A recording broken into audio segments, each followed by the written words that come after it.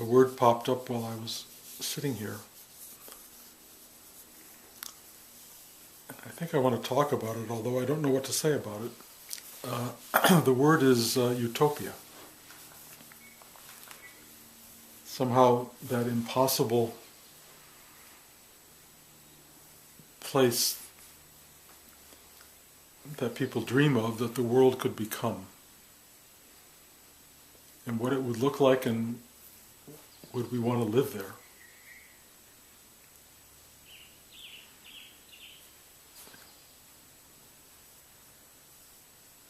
You know, our fiction right now in this second decade of the 21st century is exceedingly dystopian and apocalyptic.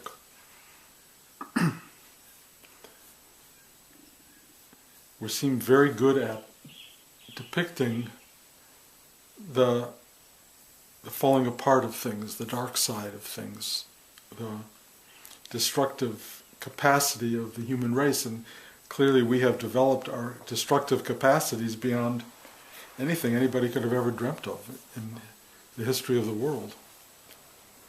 I mean, we could literally destroy everything that is pretty quickly. At least everything that is as we know it. I mean, something would survive that devastation. But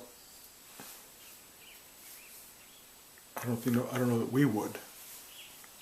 Not in our current form. But given that it's such a powerful draw in our collective imagination right now, I want to just turn it on its end a little bit and try to explore what would it be if we became more participant in the creation rather than the destruction of life. If we could find a world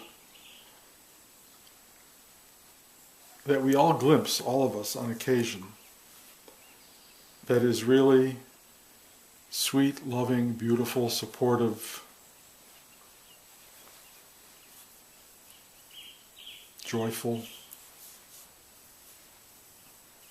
full of a kind of almost majestic wonder that life can be. I was talking to a good friend the other day, and we were talking about growing up together in Detroit.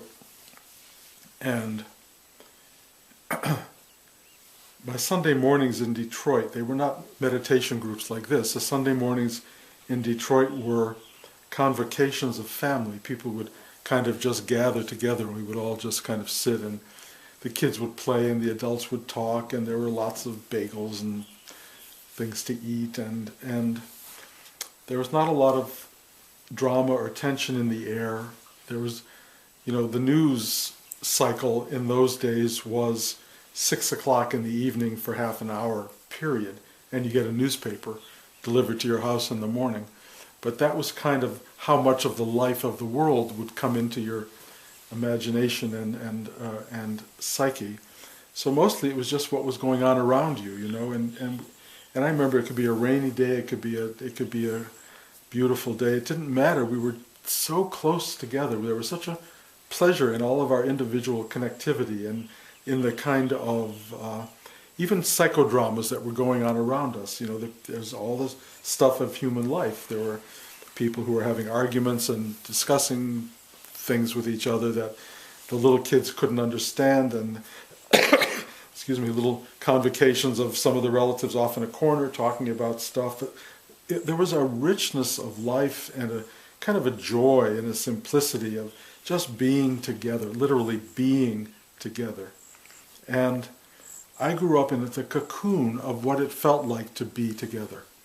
And it was beautiful. Now I know not every family in the world has that. A lot of people don't have that. But being together at that moment in life defined for me a kind of sweetness and joy of existence that was somehow recaptured here a few weeks ago when this friend from Detroit who lives here, and all of us got together and we just sat around and talked, and the little children were playing, And it was like, we both talked about it and remarked later, it was like Detroit, we both said. This is just like Detroit when we grew up. And I acknowledged that that was exactly right. And when I talk about utopia,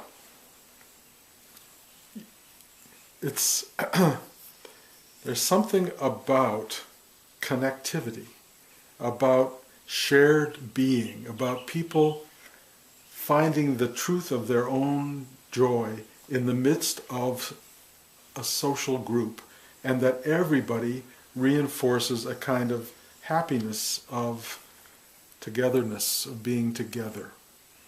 And I don't want to idealize that, but I want to explore it because I think it's really important.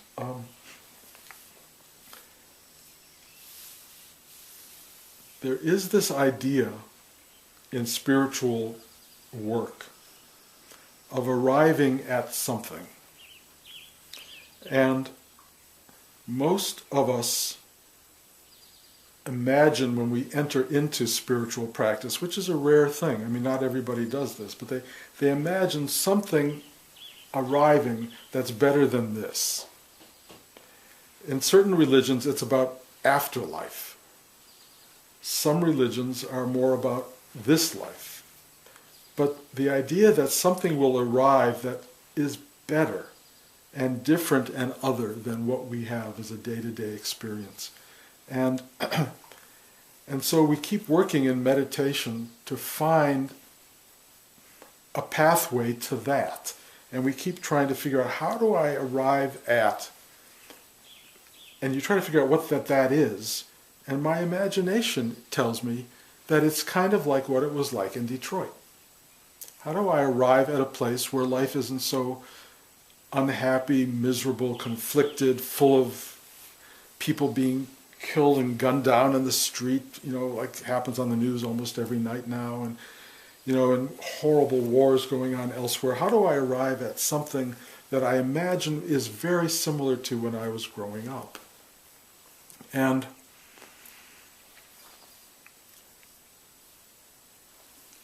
spiritual meditation makes you think that that place will be in a kind of other space, like a cosmic space. Like you will arrive in a place of perpetual bliss and joy. That somehow all of the slings and arrows of life won't touch you anymore, and you will suddenly be in the middle of all this, but it won't matter. You'll just be, woo-woo, the woo-woo idea that hits all of everybody who tries to do spiritual work. You're going into woo-woo land. And that is not a utopia for most people. Woo-woo is disassociated, detached, and delusional. It really is. It's not something most people want, except for many people doing spiritual life who think, I do want that. I really want to walk around being in a state of perpetual bliss. And I have to say, whenever I'm around people who affect that, I want to throw up. I was once on an airplane with a whole group of spiritual seekers. I won't tell you what denomination, but they were all walking around like this. They were the happiest people in the world, and I could feel there was no happiness in them at all.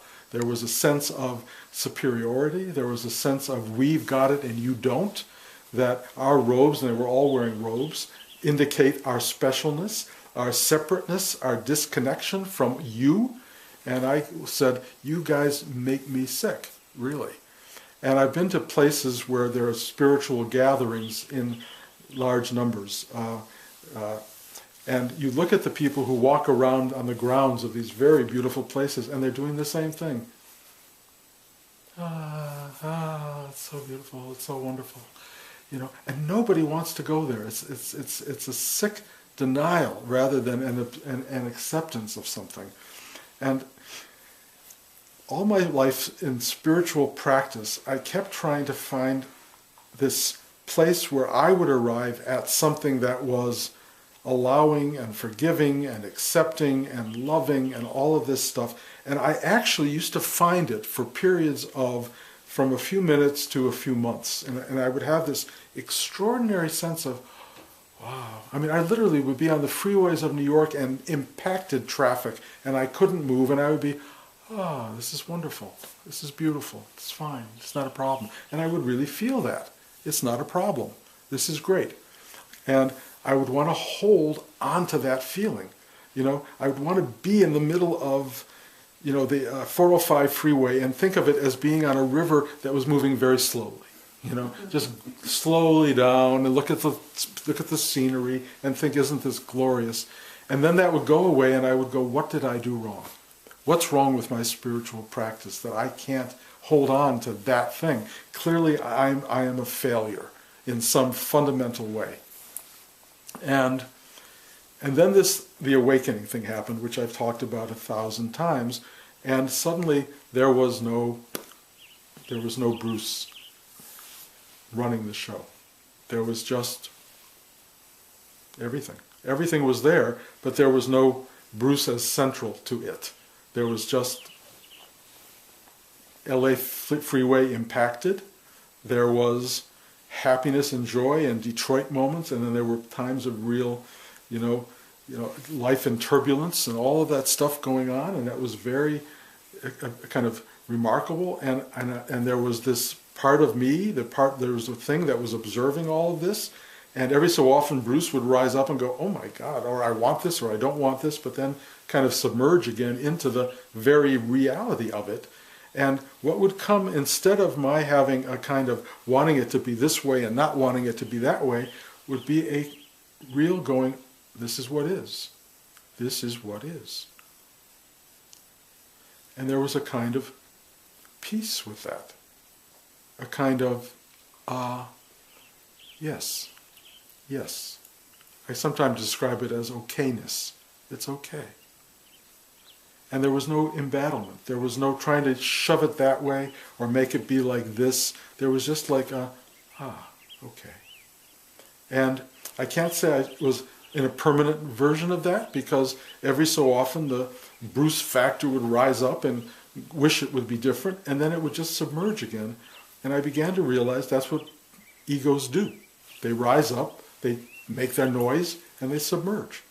Some egos rise up and they don't ever submerge. It's for a whole life like that. But after the awakening experience, they kind of kept going back down, and the underpinning, the unbelievable truth of being would just rise up and express itself all the time. And there was a kind of awareness of its perfection, if you will. Perfection not meaning that it was always exactly as you would want it. It's just exactly as it needed to be. There was like, and there was a feeling that would rise up along with, and I say was, but I mean really kind of as present tense. There is this feeling that arises of a deep acknowledgement of the truth of what is. And that acknowledgement is filled with a kind of sense of gratitude, joy, amazement, wonder, fulfillment, wholeness.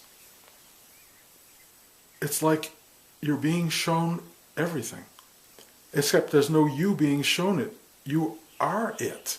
You are everything, and there is no other than what is.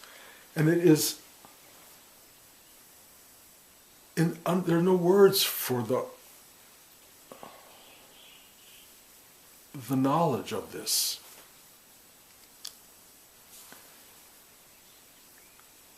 So when I talk about utopia,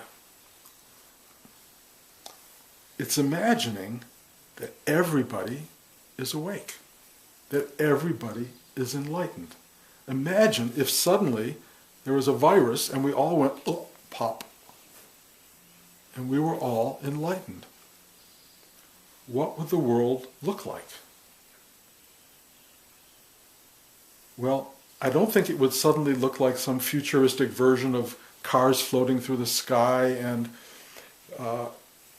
electronics taking over and making everybody completely satisfied. I think it would look like Sunday morning in Detroit. I think utopia would look like people actually talking to each other, actually having compassion for one another, actually caring about and loving and acknowledging each other's presence. The people I know who have this awakening experience, when we talk, there is such a simple joy in sharing a dialogue mostly about what is. Now let me tell you, the only thing anybody talks about, honestly, from the news broadcasters to you talking to your relatives, to anybody talking to any other person, all you're talking about is what is. That's all there is. You're talking about life, period. You're talking about what is happening. Only you're not talking about it in a state of wonder and amazement and gratitude usually. You're talking about it as, why did they hit my car? Now I got to go to the gas station. Now I got to go get repaired. Now this is happening and that's happening and all of this. And you're taking it in this enormously egoistic me against life. And the me against life leads to a kind of dystopian sense of the universe.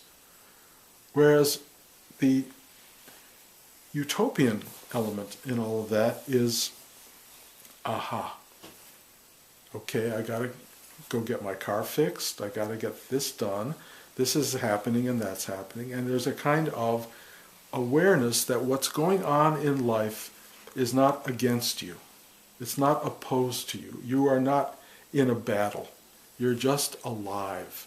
You're just alive in this thing that is wildly big and complex. There is a huge universe of other beings sharing your space. And they are getting more and more crowded and therefore a little bit more on each other's nerves. And some of them want to blow other people up and destroy them and get rid of whole parts of the sort of the encumbrance of other people. And then there's, for those who awaken, the discovery that we are one being. We are one being sharing one extraordinary space. And this space is really, really big. And that it's possible, really, if you can get to a place in yourself where you care about other people, to want to make room for and space for and openness to all of those who are existing with you. And you can actually, on this planet, if everybody was in a what would be called a cooperative mode, we could make this planet and this world unbelievably inhabitable and supportable and joyous and beautiful and satisfying and completing for everyone. It's not out of the realm of possibility that utopia is achievable and that we have the resources to make that happen. We even have the intelligence and we have the technology to make that happen. What we don't have is an awakened human species. We have a very primitive human species that has this unfortunate need to want its ego, me, centric self satisfied regularly. And as long as you have that, and you start to see how powerful that is, you start to see what we're up against. You know, my granddaughter, Talia, who's now 3.5, I'm watching with amazement and awe, really, and frustration, as her ego self is becoming more and more dominant. In the same way that my ego self became more dominant and yours became more dominant at about the age of 3.5. It just starts to really work out. But actually, Terrible Twos is where it perks out originally, peaks out, and then it starts to weave itself into place. And the journey of human life is to weave the ego, me, mine self, because that's what has always made life work, and then to unweave it, if possible, to be able to free yourself from that and to be able to see, if you can, the larger picture. And not everybody has ever been able to unweave themselves, because I guess there's some concern if we all were able to unweave the ego mind, whether the world would still function. And so I guess what I'm proposing is, yes, it would. that that we don't need to be competitive. Norman, I may be going against everything you're teaching, but we don't need to be competitive, that there really is an enormous capacity for cooperation and cooperativeness on the planet. And that what happens when the ego mind dissolves and you really find yourself still present, and that is a very important thing to understand. When you awaken spiritually, when you have enlightenment, it's like before enlightenment, chop wood, carry water. After enlightenment, chop wood, carry water. After enlightenment, you're still there and you still got to go to work. You still have to do the stuff you have to do. But it's with a completely different attitude.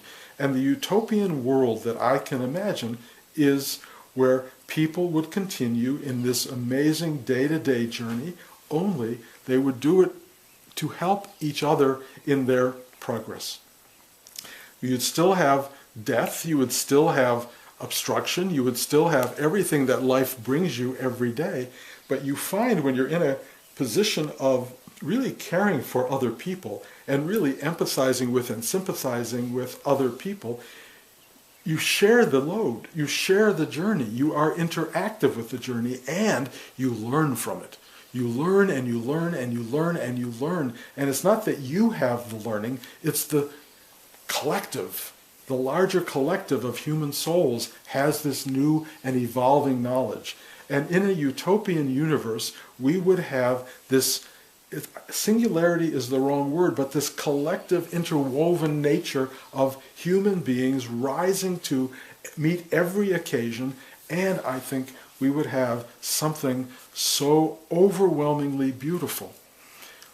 But what's happening, of course, in our world, and what always has happened, is there is greed and me, mine. There's overweening desire of, I want that, I want to possess that, or have that person or thing in my life, or that wealth. And so we arrive at a world that we're in right now where there's, the 1% and the 1/10 of 1% and everybody else.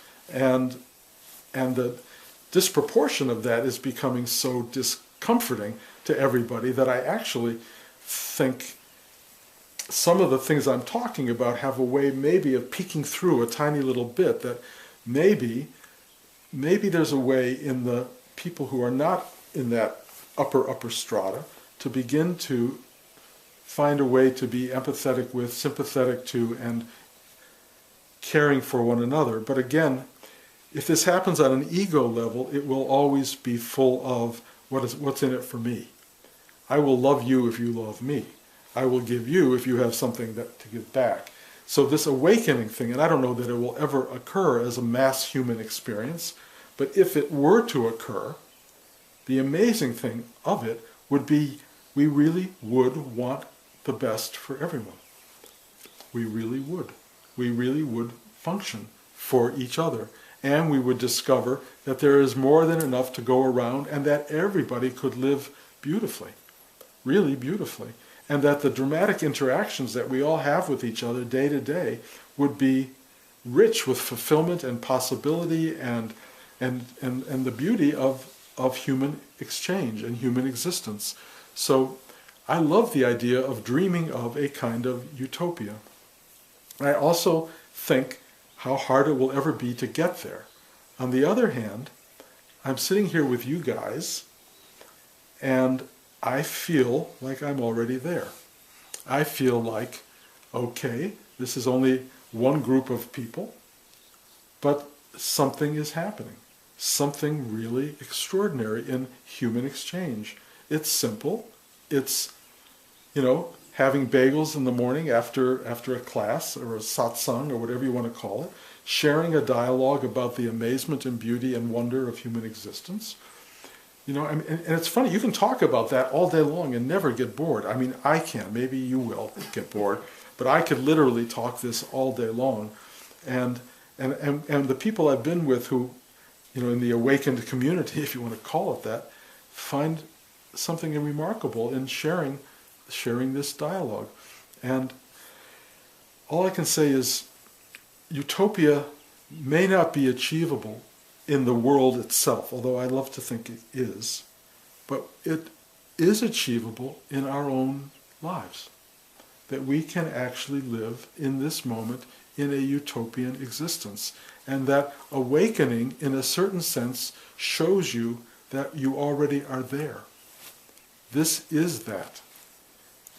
The fact that it's not known and shared by the body politic, by the masses of mankind on the planet, is a sad reality, but I do get to look at life through the, I'll call it the missing scrim. There's no, the scrim of ego, the dark veil of individuality, once that lifts, you get to look at life as what it is. And what I see, even in all of the unbelievable suffering that goes on around us, and it is pretty unbelievable, is I really see life at work. And I have to say, as hard and ugly and brutal as it is, as terrifying as it appears to be, there is a brilliance in the design. There is an absolute brilliance in what's going on here. And if you get to see that, you understand, even in the lack of utopia, we are part of something beyond understanding. It's so much bigger and more remarkable than anything we could ever allude to. But I do think, in my deepest wish, that if this awakening thing happened, if it was like popcorn, boom, boom, boom, boom, boom, boom, boom, and people just started popping all over the place, and I have a kind of a secret feeling that it may actually be going on. But if that were to happen, that this larger utopian ideal could actually take place. The big problem is getting the 0.1% to pop, because they have a big investment in not popping, in holding on to their particular thing. I think utopia can happen in spite of that, and in spite of their popping, because the world will become so open and embracing and loving in spite of them, in spite of their need to dominate it, that they will at some point fall into the truth of the larger human experience. So, look, we're all on a journey towards something, and it can be thought of as future, and it can be thought of as we'll get there down the road, but I will keep promoting, as long as I do these talks, that the thing we are seeking is right here now. This is it. Make your utopia here. Create love in your life now. Be joyous now. If you are feeling uncomfortable and psychologically disturbed, get help. Do whatever you need to do to make this moment the place, the space, the reality that you want to inhabit. Because honestly, it's all you got. It's all you've got. Yes, it may happen down the road, but I'm not going to bet on it. I will never bet on it down the road. I will bet on it now. If you want it, if you want your fulfillment as a spiritual human being, as anything, ask for it in the moment, or recognize that in fact it's already there. I know that's hard to believe. I know it's hard to believe for many of you. What's he talking about? I have all these horrible problems. I don't have enough money to pay the bills. My so-and-so left me. My kids don't love me. Whatever it is, you go, oh, how can there ever be utopian joy in this? All I can tell you is it can be. It can be. I've watched people whose children don't talk to them, who have found a place of peace in themselves, and whose children start to call them up. Their own peace, their own openness, their own availability to being. They're stopping fighting the thing that's in front of them and just going, okay, I take it as it is, changes everything. It changes everything. It will not be the same for you if you let go and let God, if you will. Let it be. Isn't that the big song of the day, Let It Go? Let it go. Relax, be, here, now. God knows I'm throwing every cliche out, but let me just say that's what this is. You're there, you got it, you have it, it's yours. This is utopia. Embrace it and be happy. The end. So, Norman, you said you had a burning question to ask me. A third one. A third one? Because I teach what you just so wonderfully explained. I don't teach competition. The only thing I teach is for people to be the best that they can possibly be. So thank you for what you said. The only two things, since I've studied Rudy's work for over 40 years now, and I do it in meditation, but since meeting you, I've switched a little bit, and I've just added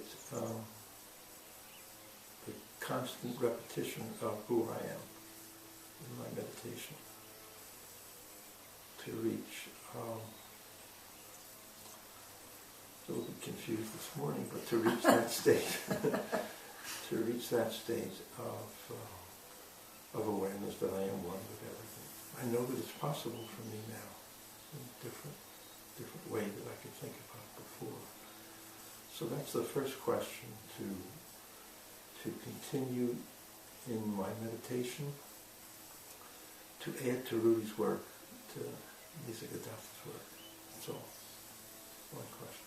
Is that a question? The question is to modify what I've done for 40 years, which is just doing Rudy's work and just adding the who am I?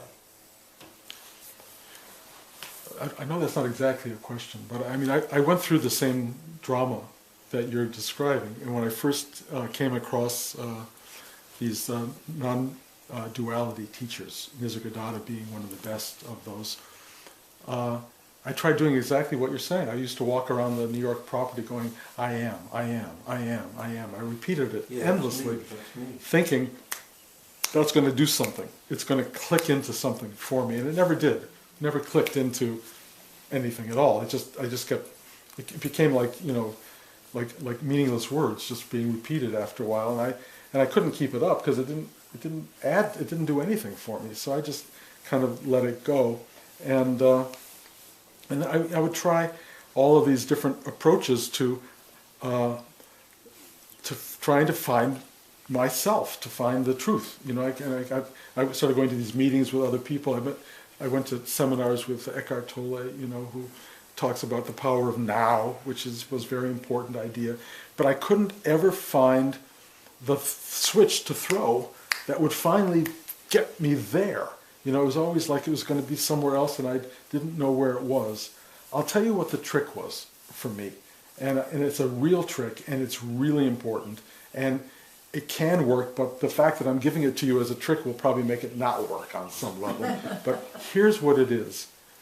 Stop trying.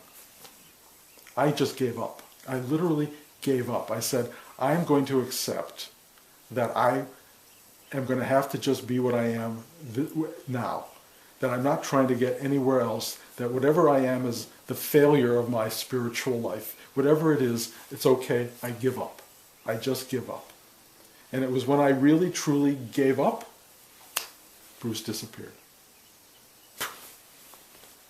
It was just, but you can't give up for that to happen, because the very fact that you're trying to do it is to have a goal in mind or an advantage that doesn't come. It's only when you truly, honestly do exactly what Rudy said from day one, surrender. It's when you absolutely, totally surrender Norman that this will occur. But, again, you can't do it. You can't do it. So all I can tell you right now is stop trying. You just stop trying. Okay. Just live your day, every day, and maybe you will find, because I've already seen it in you, maybe you will find that you truly are there. You are there. I mean, I can only tell you that, and your own brain goes, well, I don't feel there. Norman, you are there. There's nowhere to get to. You're done. You have done it. You are finished. You don't feel finished, and maybe you have to wait to your deathbed to finally go, I'm finished. But the fact is, you're done. You've done it. And you've done it beautifully. You've done it beautifully. Just sit back, enjoy, and relax. There's nothing left to find. There's nothing left to seek. You have found it. It's this. You get in a car and drive however many hundreds of miles to come here to sit and hear me say the same thing you've heard elsewhere, and yet there's an instinct in you, there's a drive in you to keep pushing and pursuing and arriving at this thing. That drive itself is the life force that is animating you. Here you are, you have so much life force in you. Most people your age are, in homes, drooling over themselves. You have nothing about you even indicates that. You get in a car and drive 200 miles like it's nothing, just to hear a spiritual discourse. Norman, what more do you want? What more do you think is available to you? The thing you're looking for is an illusion. The thing you have is real, and what you have is completely beautiful. It's really beautiful. All I can tell you is stop. You're done. It's perfect as it is. And when you finally hear what I'm saying, and that will happen at some point, then it will be, oh, and that'll be it. Oh. Thanks. But. But the only thing is that I accept it totally. I mean, I've had an amazing life. I have a beautiful life. We have an amazing life. I mean, everything. I can't think of anything from this globe I haven't had. I agree. This is amazing. So? The only other question I have at this moment is what to do with Norman. Nothing. Nothing. But Bruce is working and Norman is working, right? But there's a shift taking place in my life now to drop off that intensity. But it's happening. You don't have to do anything. It's just happening. It's all going on. It's so natural. It's completely natural.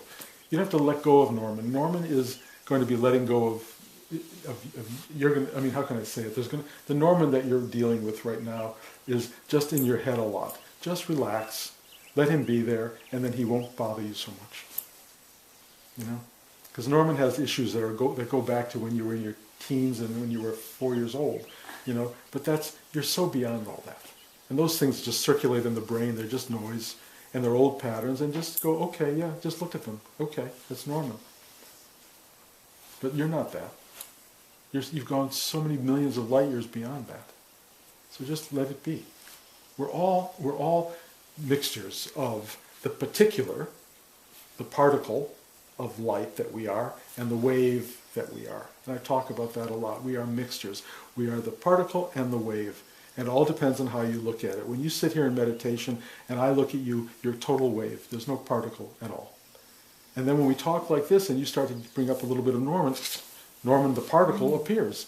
But it's still wave particle. It's all one thing. But the particle is always has been and always will be a minuscule part of the wave. And at some point the particle will go boop, gone. And it can happen on your deathbed. It can happen before your deathbed. Doesn't matter, really. The only reason it would matter is if it goes before, you get to enjoy all this from a whole other perspective. That's all. I always think it's a little bit of a drag to have your awakening on your deathbed, because then you go, I missed everything, and I think that's why people get reborn, because I want to come back once and experience this as it really is, because it's an amazing thing. It's worth it. But to experience it now, that's a great thing. On the other hand, the Norman that wants to experience it is the problem. And the reality is you are experiencing it. And you're expressing such a love for the life that you've had. You're absolutely already there. You have it. You have it. You are it. So stop trying to get to another little place, to get another, little notch on the gun. Just be Norman. Just be what is. And what else can you do? I mean, it's really all you're doing anyway. It's all any of us are doing. And you've done the work. You've done the work, you've lived the life, you've arrived where you need to be. It's all quite beautiful. Finished. Anyone else? Is that a question? No. Looked like a posed question. Okay, guys. Thank you guys very much for being here. And, because I haven't talked about it this very much here, but Blanche and I are moving again to the Bay Area to follow our grandchildren and my son Josh and his wife Evan. So we're going to be moving there sometime this summer. These classes will be winding down fairly soon. And the only thing I want to say about that is, for those people who still have an opportunity to come, don't imagine that having very few classes is going to mean anything. All I can tell you is Rudy went and saw his teacher Nityananda once in his lifetime. Once. And everything changed in his life. Everything as a result. Complete transformation.